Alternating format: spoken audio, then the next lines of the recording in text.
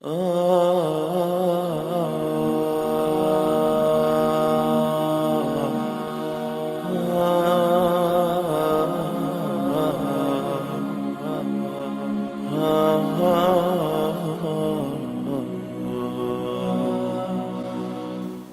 يكلف الله نفسا إلا وسعها لها ما كسبت وعليها ما اكتسبت. لا يكلف الله نفسا إلا وسعها. انسان کی جتنی طاقت ہے اللہ تعالیٰ نے اس کے مطابق حکم دیا ہے. تکلیف ما لا یطاق، ایسی بات کا حکم دینا جو انسان کی طاقت میں نہیں ہے، اس کی استطاعت میں نہیں ہے، اس کی مقدور میں نہیں ہے، ایسا شریعت کا کوئی حکم نہیں ہے. اس لیے رسول اللہ صلی اللہ علیہ وسلم نے کتنی خوبصورت اس کی ترجمانی کی اپنی زبان سے. اور یہ روایت مسند احمد کی ہے. رسول اللہ صلی اللہ علیہ وسلم نے فرمایا ان اللہ عز وجل يحب ان تؤتى رخص كما يكره ان تؤتى معصیته. جس طرح گناہ پہ اللہ ناراض ہوتے ہیں، نافرمانی کو ناپسند کرتے ہیں، اس طرح اللہ کی دی ہوئی رخصتوں کو قبول کرنے پہ اللہ خوش ہوتے ہیں. تقبلوا رخصة التي رخص لكم. اللہ تعالیٰ نے تمہارے لیے آسانیاں کی ہیں، جو رخصتیں کی ہیں تمہیں انہیں قبول کرنا چاہیے.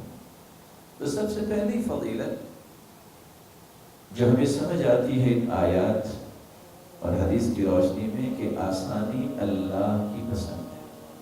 تو جو مسلمان اسلام کا نام لینے والا اللہ کی پسند کو ٹھکرا کے ہر معاملے میں سختی، شدت اور مشکلات پیدا کرنا چاہتا ہے، وہ اللہ رب العزت کے اس پسند کی مخالفت کرتا ہے. دوسری اس کی فضیلت، رسول اللہ صلی اللہ علیہ وسلم کی بعثت کا مقصد یہ بیان کیا گیا ہے کہ امت کے لیے، مخلوق کے لیے، لوگوں کے لیے آسانیاں پیدا کی جائیں.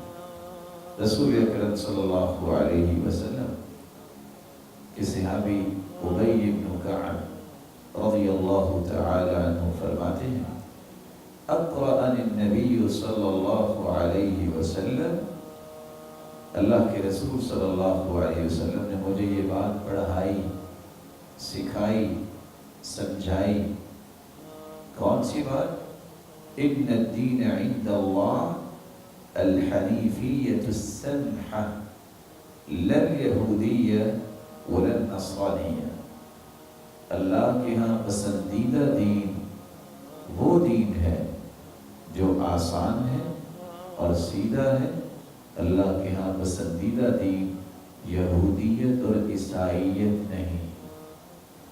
اور دوسری روایت کے اندر سیدہ عائشہ رضی اللہ تعالی عنہ بیان کرتی ہیں، مسند احمد کی روایت ہے کہ رسول اللہ صلی اللہ علیہ وسلم نے جب عید کے دن کھیل پیش کرنے والوں کو دیکھا، حبشہ کے لوگوں کو، تو آپ نے مسلمانوں سے مخاطب ہو کے فرمایا یومئذ لتعلم یہود ان فی دیننا فسحہ انی ارسلت بحنیفیۃ سمحہ.